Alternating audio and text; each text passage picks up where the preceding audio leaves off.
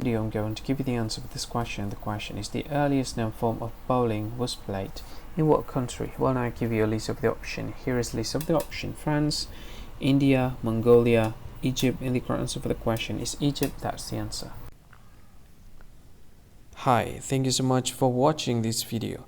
If you find this video is very useful, you can help this channel to grow by subscribing this channel. Please this subscribe button and don't forget to like this video. And if you find this video is not really good, or you don't really like this video, or you kind of feel that it's a little bit offensive or something like that, you can click this one, dislike button. You can do that anyway. And if you want to share this video with your friend, you can share it by clicking this share button, and you can share it to any social media that you wish that is currently available at this time, like Facebook, Twitter, LinkedIn, and many others. Right?